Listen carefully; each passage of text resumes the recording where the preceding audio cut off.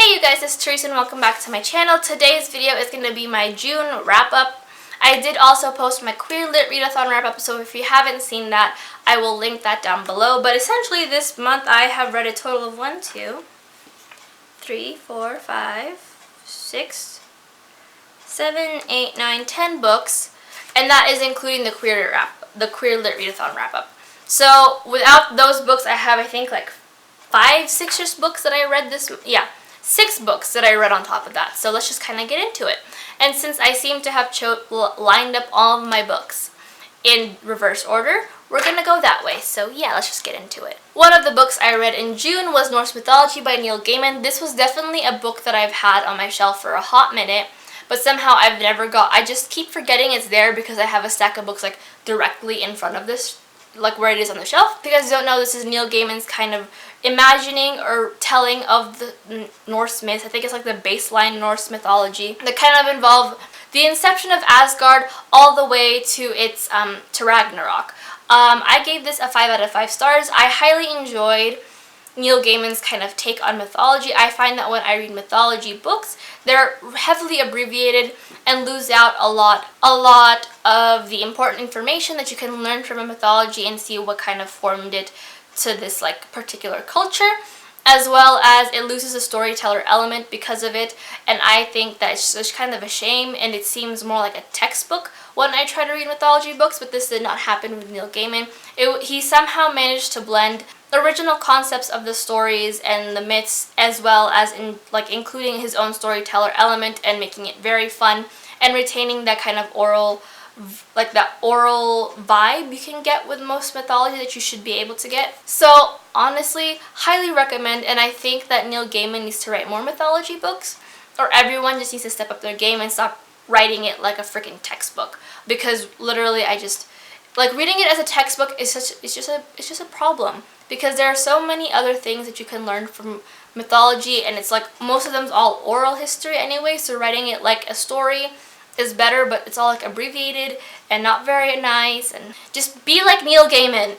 The next book that I read is Maybe in Another Life by Taylor Jenkins Reid. This is one of her backlisted works, and if you don't know what this is about, this follows Hannah Martin as she's kind of at a crossroads in her life. Her life at New York didn't really plan out very well, so she moves back to LA, where she and her friend Gabby go to a party. There, she is stuck with a choice. Either she goes home with Gabby and like enjoys a nice night in, or she goes home with Ethan, who is kind of like the one that got away in high school. And this book kind of follows both choices. I ended up giving this a 4.5 out of 5 stars. I enjoyed this book. I really liked the concept of like exploring the what if.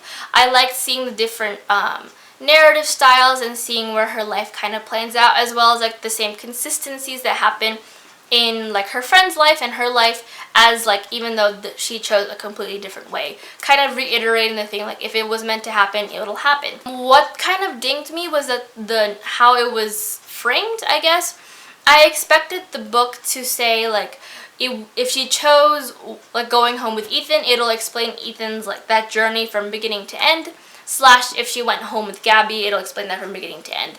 But instead it kind of switched off, and while it wasn't particularly like confusing to figure out, it was still a little jarring to have to like switch gears all the time, and the ending I found was kind of repetitive, because like up until then both decisions have led to drastically different consequences, different scenarios, and the ending was like anticlimactic to me, because while we see that these choices have led to something different in between, it still leads to the same ending, which I think would have been better had the ending been different. But other than that, I highly enjoyed it, and I will be picking up more of Taylor Jenkins Reid's backlisted works in the future. The next 2 books I read were actually ebooks that I borrowed from my library, and the first one is The Sun Is Also a Star by Nicola Yoon. If you guys don't know what this is about, this follows Natasha as she and her family are being deported, and Daniel, who is a kind of dreamer who's stuck in this really rigid path that his parents have provided for him. And this is their story of running together on Natasha's last day and kind of figuring out what will happen to them in that span of the day. I gave this a 4 out of 5 stars. I really enjoyed this book. I thought that it posed a lot of questions of like romance, as questions about immigration and what it means to to have lived in America your entire life and then be told that no, you don't belong here because you don't have the paperwork.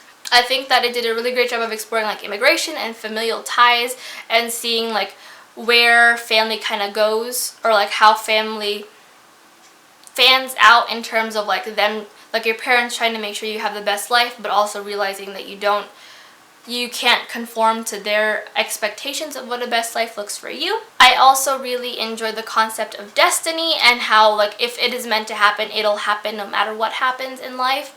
My biggest issue was kind of that some parts of the story were tied up with a neat little bow. We see that there's a really big point of tension in Natasha's family specifically, and it's kind of hard to see how quickly it was resolved in that night or kind of over the years without much of an explanation. So I would have liked that some parts of the story weren't wrapped up in a neat little bow, but kind of left a little messy, because I feel like it would have given the story more weight had it not been so pretty at the end. But I do think I do prefer this, The Sun is Also a Star, to her previous work that I read, which is Everything, Everything. I think that in terms of like the flow of the book and like how it wrapped up, it was a lot nicer. But I would recommend it to you guys if that's something you guys are interested in picking up. And now I can watch the movie, even though it's out of theaters. The next ebook I read was The Crown by Kiera Cass. This is kind of the conclusion to the selection series, where we see where Eadlin's choices have taken her and see who she chooses at the end of her own selection. I gave this a 2.5 out of 5 stars, and the 0.5 is being generous. While I love the selection series for what it is, I love the first 3 books, I really struggled with this one. Primarily because obviously it's not my favorite book from the series. I think it was a really weak way to end the book. And my biggest issue was that we didn't see a lot of build-up. Like, who Eadlin chooses at the end was not built up. How she changes the government at the end was not built up to. And some of the things that had happened, it just didn't feel organic. It felt like the author was trying to fit something in a box that it wasn't working. Because it was very clear where things were headed, and then all of a sudden it like flips around and does something completely different. And it just didn't work out for me, and I felt like there were other aspects that could have been tweaked or built up more in the first book, or like the previous book, that would have helped this one. Like, I don't know, but however, I did enjoy Eadlin's growth. We see her go from being this kind of girl who's like, no, I have to be this, I have to be rigid because no one's gonna like me, to kind of being open to the fact that, like, you know what, you can be a ruler and still like flowers, you can still be okay and open to romance, but also still be protecting yourself and like understanding where your limits are. So I enjoyed that part, but the rest just kind of fell really flat for me. And as harsh as it sounds, I really feel like ending the series with the first 3 books would have been the smarter way to go, because otherwise it just seems really kind of everywhere. It just didn't feel like a nice round ending to me. So the next book that I read is actually one that I'm very happy to have read. It's the concluding book to this trilogy, and that is Rich People Problems by Kevin Kwan. This is the final book to the Crazy Rich Asians series, and it follows more of like Nick Young's family as his grandmother is on his deathbed. I gave this a 4 out of 5 stars. While the writing style is still not for me, I found that reading it as an ebook worked out a lot better, and I could see where things were going, and like the footnotes weren't as annoying to me. I really enjoyed this conclusion and how it wrapped everything up. I think that like I was very happy and content with all the endings and seeing like where the characters have gone from the beginning of the series. It was like most of his books, it was a really quick and easy read. I found that once I got into it, I just kind of kept zooming through it, and it wasn't a problem for me to like stop and pick it back up again. I love seeing more of the grandmother. I thought that she was such a silent voice throughout the first 2 books, and seeing more of her backstory and more of who she was really helpful in kind of developing the rest of the book. My biggest problem with this was that I didn't care for some of the point of views.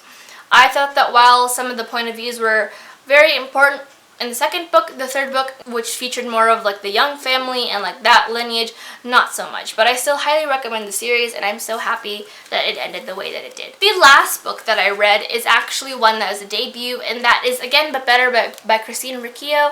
I realize I've been mispronouncing her name, and I'm really, really sorry, Christine, or to whoever of her friends might see this video or my previous videos in the future.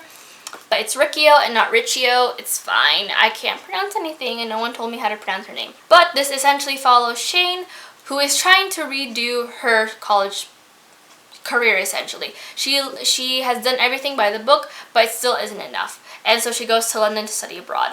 I gave this a 3 out of 5 stars. It's a really kind of hard to get into in the beginning. There's a lot of names and a lot of things you need to realize, but once you get into it, it flows really quickly. I like the fantastical element that happens in the book, but I felt like it wasn't really built up in the beginning for it to really kind of come to fruition at the end. It was really cute and quirky, and I enjoyed it, and it reminded me of Fangirls circa like 2011, like just being a fangirl, not the book. Yeah, I think that my biggest qualm with this was that I would have liked to have seen the friendships be fleshed out more. I think that there was a lot of heavy placement on the friendships in the beginning, and then toward like the what happens at the end, but there was never any fleshing out for it to happen, so I don't know. But I enjoyed it, and I would definitely pick up more of Christine's works when she comes out with them. But that is it for my June wrap-up. Like I said before, I will link my Queer Lit wrap-up down below, so if you guys want to see that and see what other books I have read. But until next time, like and subscribe. I upload twice a week, and I like seeing what books you guys have read, so leave those in the comments below. Or if you've read any of the books that I have and agree or disagree, let's just have a chat. But until next time, I'll talk to you guys in the comments and everywhere else. Bye!